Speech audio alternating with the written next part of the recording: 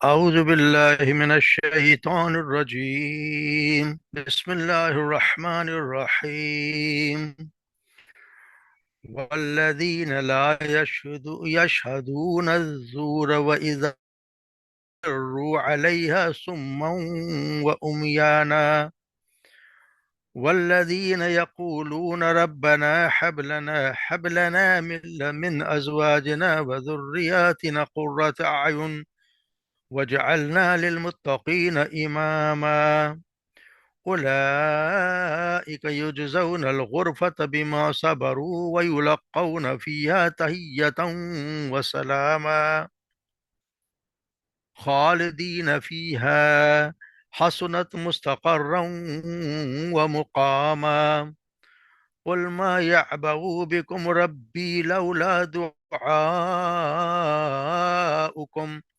فقد كذبتم فسوف يكون لزاما.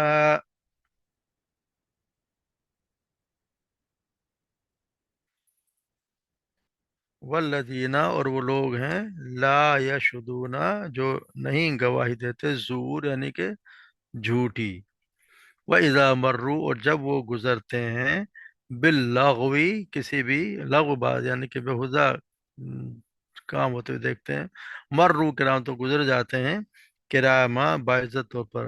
ان کے پاس سے باعزت طور پر گزر جاتے ہیں۔ والذین اذا ذکروا بآیات ربہم یہ وہ لوگ ہیں اذا جب ذکروا ذکر کیا جاتا ہے بآیات ربہم ان کے رب کی آیات کا، لم یخروا علیہا نہیں وہ گر پڑتے اس پر، سمم و امیانا نہ ہی یعنی کہ سمم بہرے اور گونگے اور بہرے اور اندھے ہو کر نہیں گرتے اس پر۔ والذین یقولون یہ وہ لوگ ہیں جو کہتے ہیں ربنا اے ہے ہمارے رب، حب لنا من ازواجنا یعنی تو عطا کر ہمیں یا ہمارے عطا کر ہمارے من ازواجنا ہماری بیویوں سے، و ذریاتنا اور ہماری اولاد سے، قرۃ اعین ہماری آنکھوں کی ٹھنڈک، وجعلنا اور بنا دے ہمیں للمتقین متقیوں کے لیے اماما امام۔ اولئک یہی وہ لوگ ہیں یجزون الغرفۃ یہ یجزون یعنی دیے جائیں گے انہیں غرفہ اونچے اونچے محل مکانات، بما صبر اس بنا پر جو انہوں نے صبر کیا، ویلقون فیہا اور استقبال کیا جائے گا ان کا، فیہا اس میں، تحیتا و سلامہ دعا سے اور سلام کے ساتھ، خالدین فیہا ہمیشہ رہنے والے ہوں اس میں، حسنت مستقروں یعنی اچھی جگہ ہے، حسنت بہت اچھی جگہ قرار گاہ ہے رہنے کی جگہ، و مقامہ اور قیام گاہ۔ قل کہہ دیجئے ما یعبؤ بکم نہیں ہے کوئی پر کوئی پرواہ نہیں کرتا تمہاری، ربی میرا رب، لولا اگر تم، لولا نہ دعاؤکم تم اس سے دعا نہ کرو، نہ تم اسے نہ پکارو، فقد کذبتم پس یقیناً جھٹلایا تم نے، فسوف یکون لزاما تم نے یعنی کہ تم نے جھٹلایا تو جلد ہی اس کا، سوف یہ جلد ہی، یکون لزاما ضرور بضرور یعنی لازمی ہوگی اس کی سزا۔ تو یہ ہم جیسے ہم پڑھتے آ رہے ہیں کہ عباد الرحمن کی صفات اللہ تبارک و تعالیٰ بیان کرتے ہیں کہ ان میں کیا کیا صفات ہوتی ہیں۔ جیسے ہم پہلے بہت سی صفات موٹی موٹی ہم پڑھ آئے ہیں کہ جن کی کیا صفات ہے، ان کی وہ بنیادی صفات ہم پڑھ لیا، اب اس کے آگے بھی ذکر ہو رہا ہے۔ تو یہاں پر یہاں رہا یشہدو یعنی کہ اس کے دو مطلب ہیں، شاہد یشہدو کہتے ہیں حاضر ہونے کے معنی میں آتے ہیں، یعنی کہ جس کا گواہی سے مراد یعنی کہ جیسے نا سورہ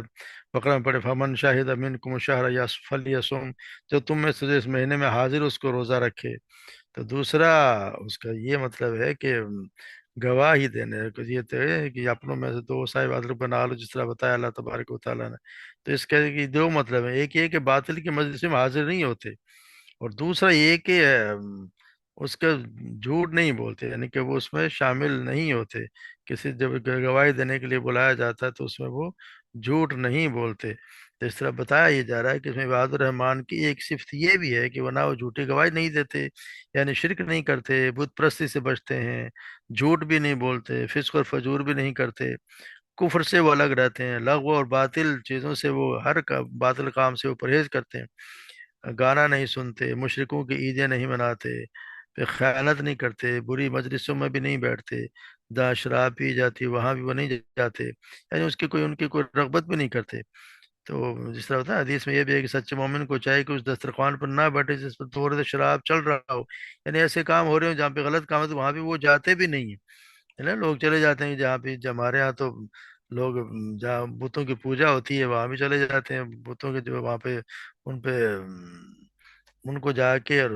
دودھ بھی ان پہ چڑھا آتے ہیں، تو ہمارے یہاں کسی کو کوئی احساس نہیں کہ ہم کیا کر رہے ہیں۔ اس طرح پچھلے دنوں جیسے کرسمس بھی ان کے کوئی ان کے شامل ہو، ان کے ساتھ کوئی کیک کاٹ رہا ہوتا ہے، ایسا بھی مومن کی شان نہیں ہے کہ ان کے اس طرح کی چیزوں میں وہ شامل ہو۔ تو یہ دوسرا یہ کہ اس کی جھوٹی گواہی بھی نہیں دیتے،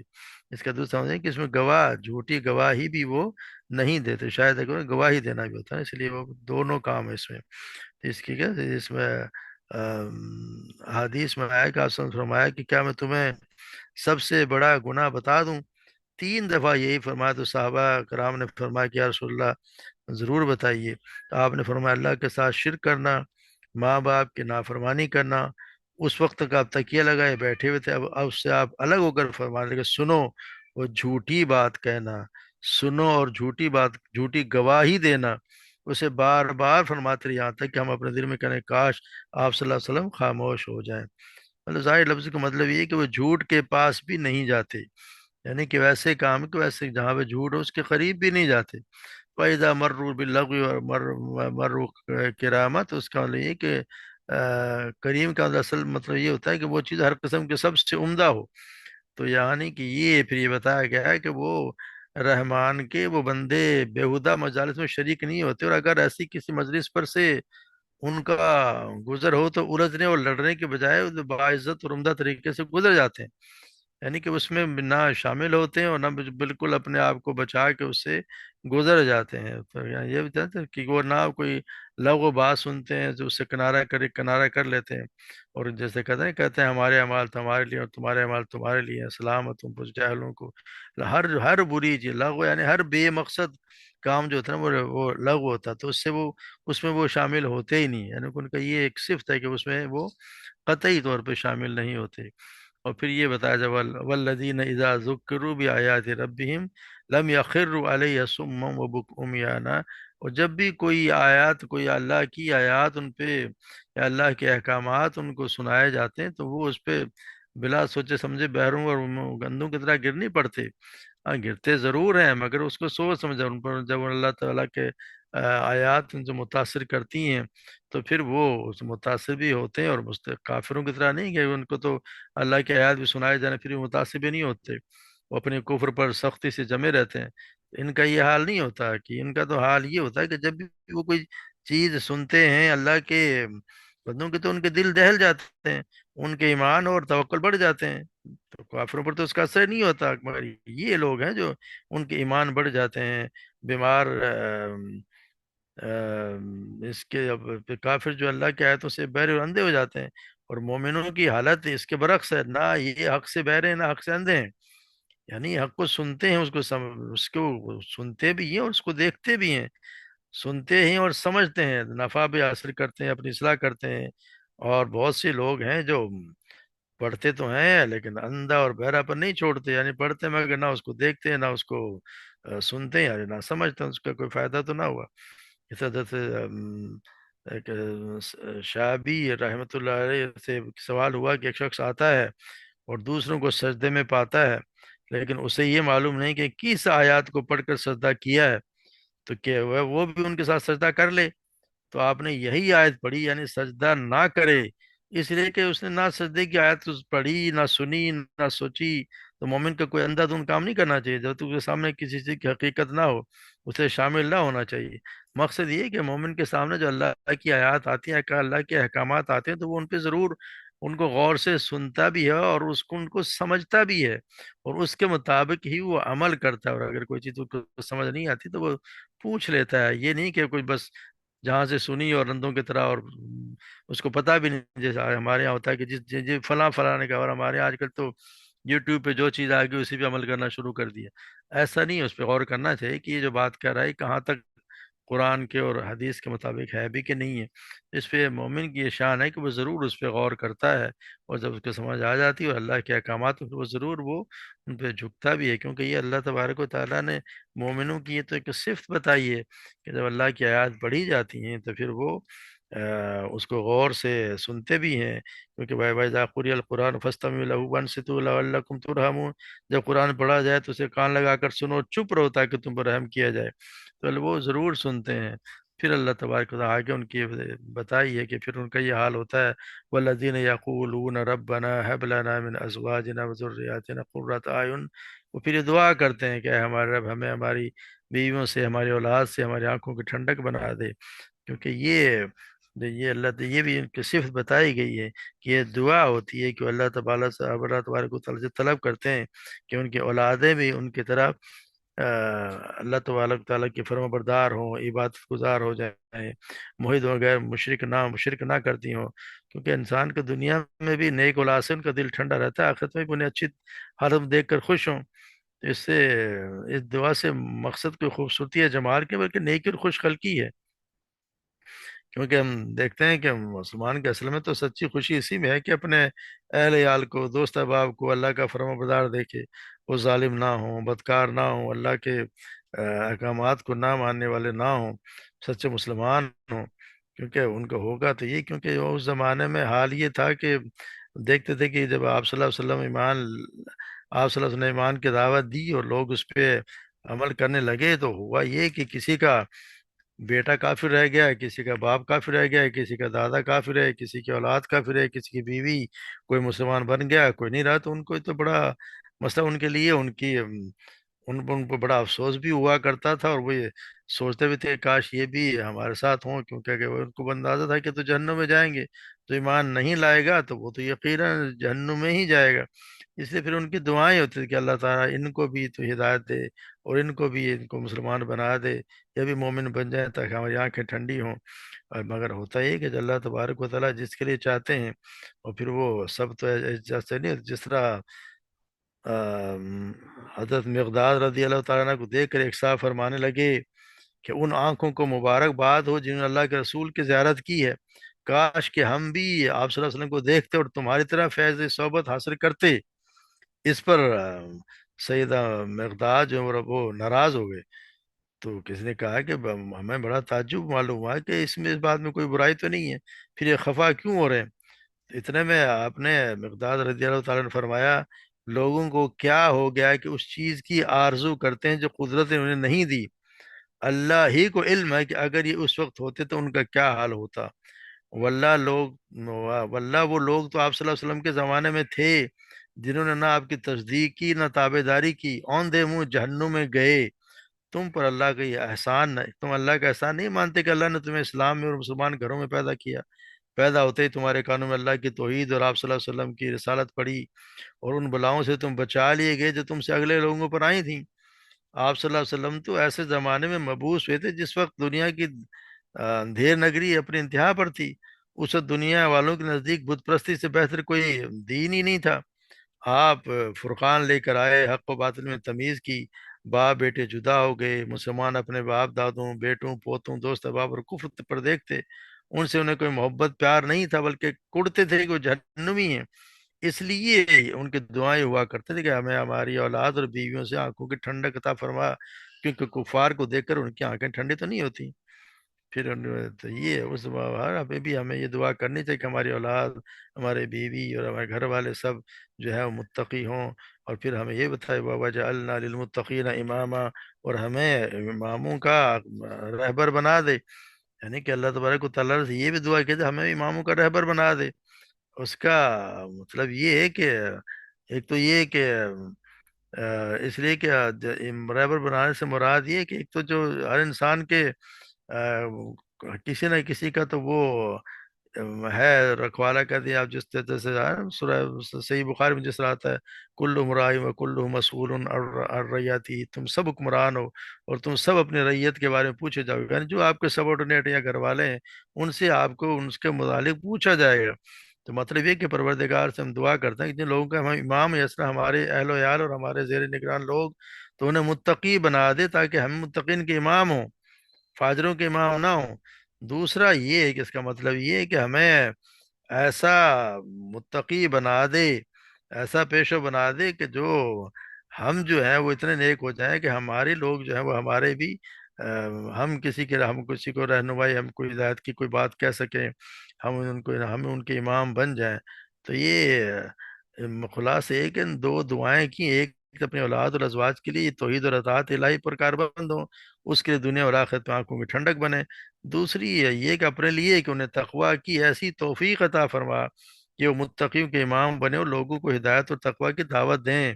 تو یہ اللہ تبارک و تعالیٰ سے ہمارے سب کی دعا یہ کرنی چاہیے کہ اللہ تبارک و تعالیٰ ہماری دعا قبول فرمائے۔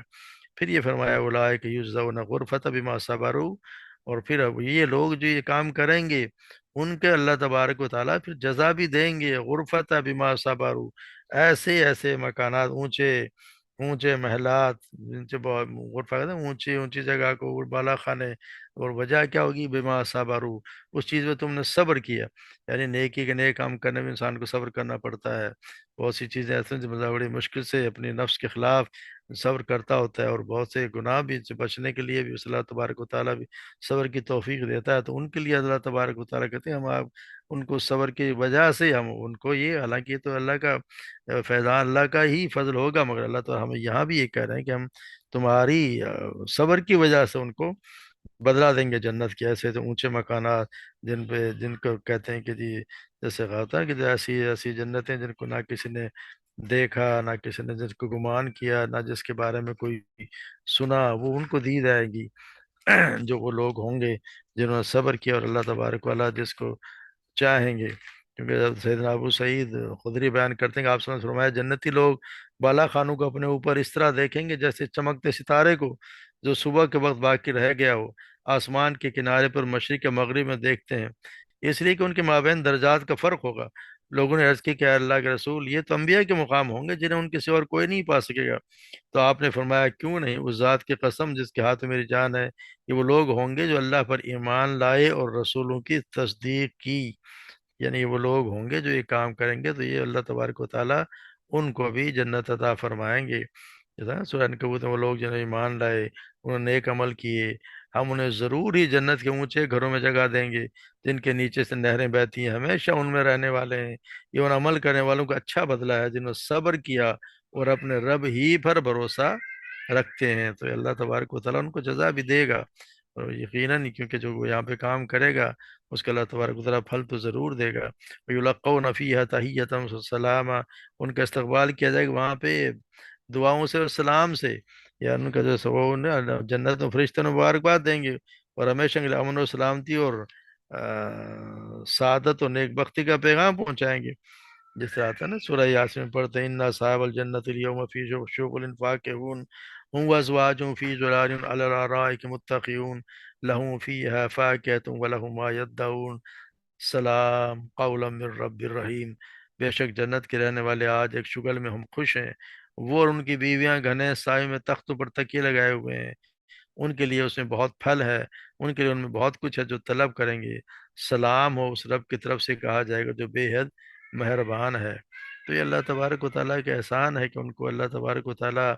وہ جنتیں عطا فرمائیں گے جن میں ہمیشہ ہمیشہ یہ رہیں گے۔ اور اسی طرح اللہ تبارک و تعالیٰ ہمیں بھی، ہماری بھی دعا ہے کہ اللہ تبارک و تعالی ہمیں بھی ان میں شمار کر ان لوگوں میں شامل کرے جو صبر کے، جن کو صبر کیا، اور اس میں اللہ تبارک و تعالی ہمیں بھی ان میں جنتوں کے بالا خانوں میں داخل کر دے۔ پھر کہا جائے اس میں وہ ہمیشہ رہیں گے خالدین فیہا۔